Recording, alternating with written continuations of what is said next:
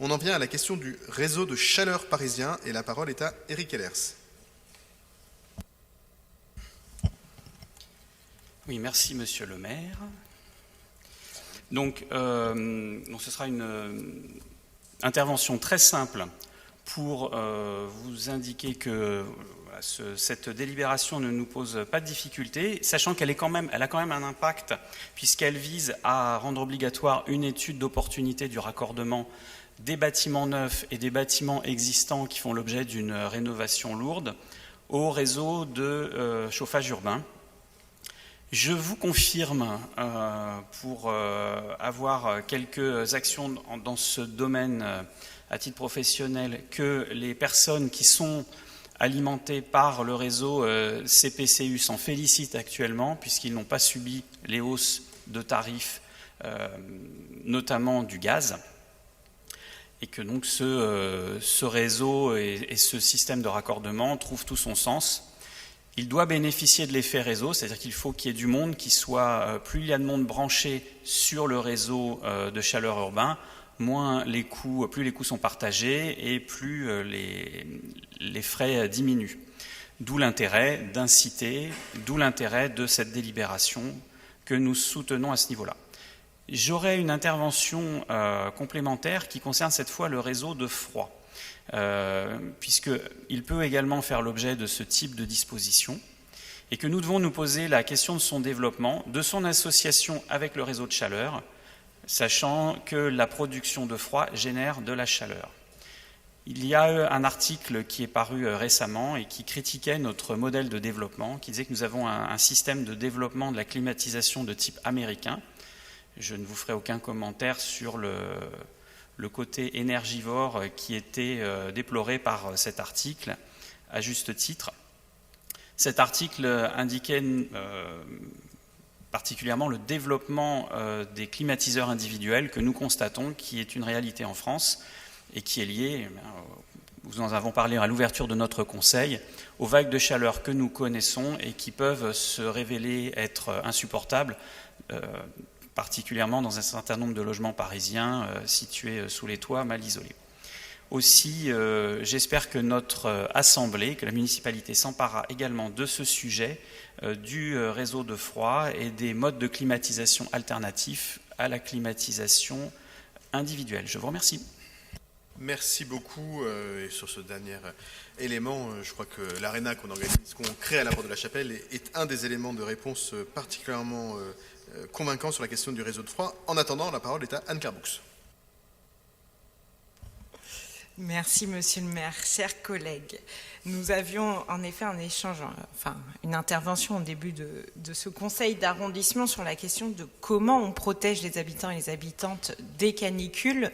Mais aujourd'hui, l'enjeu n'est pas seulement d'adapter notre ville au changement climatique, mais bien de continuer à lutter contre ce changement climatique qui est en partie déjà une fatalité, malheureusement, mais pour lequel nous pouvons encore infléchir la trajectoire. Et ça, nous ne devons jamais l'oublier.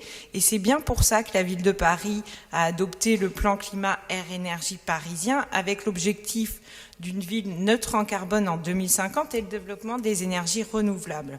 Et le réseau de chaleur urbain de la ville de Paris est un levier indispensable pour atteindre ces objectifs de développement des énergies renouvelables. Il faut savoir que ce réseau de chaleur est aujourd'hui alimenté à plus de 50% par des énergies renouvelables et l'objectif, c'est d'atteindre 75% en 2030, ce qui est un objectif très ambitieux et nous mettons les moyens pour y parvenir. À savoir en effet que ce réseau de chaleur aujourd'hui alimente tous les hôpitaux de Paris, mais aussi 40% des bâtiments tertiaires et un certain nombre de nouveaux quartiers comme celui des Batignolles. C'est en effet un outil très important à la fois pour lutter contre le changement climatique, mais aussi un outil social, vous l'avez dit, qui permet dans cette période d'inflation du prix de l'énergie de maintenir un coût de l'énergie qui est raisonnable pour les Parisiens et les Parisiennes qui sont alimentés par ce réseau. Pour revenir à l'objet de cette délibération, c'est de définir une zone de développement prioritaire où les raccordements au réseau de chaleur sont obligatoires. Cette délibération qu'on est heureux de mettre en œuvre découle découle d'une loi qui a été mise en place et qui nous oblige de toute façon à mettre en place cette zone de développement prioritaire, comme vous l'avez dit, sur les bâtiments neufs, mais d'une puissance au-dessus de 100 kW, et aussi pour les bâtiments qui font l'objet de rénovation.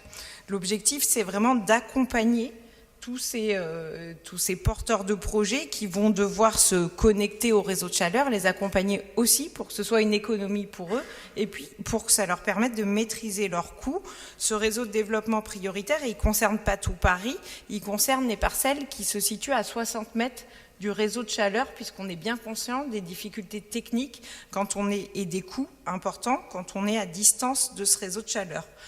Concernant la question du réseau de froid, nous avons aussi à Paris cette grande chance et ce levier du réseau de chaleur, du réseau de froid, qui nous permettra justement de ne pas être dans une politique à l'américaine sur le développement de climatisation individuelle. Et c'est d'ailleurs la stratégie qui a été adoptée pour les bâtiments publics.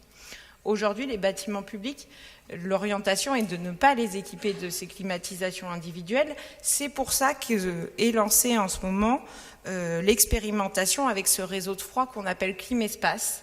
Et donc, on espère tirer un bilan très positif de cette expérimentation sur la climatisation avec ce réseau de froid pour pouvoir le développer au maximum.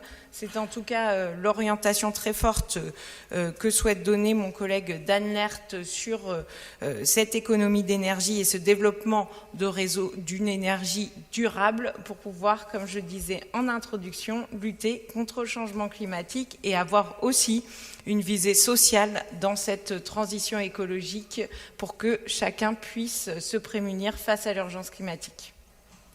Merci beaucoup pour tous ces éléments. Je vais mettre aux voix la DVD 69 qui est pour unanimité. Je vous en remercie.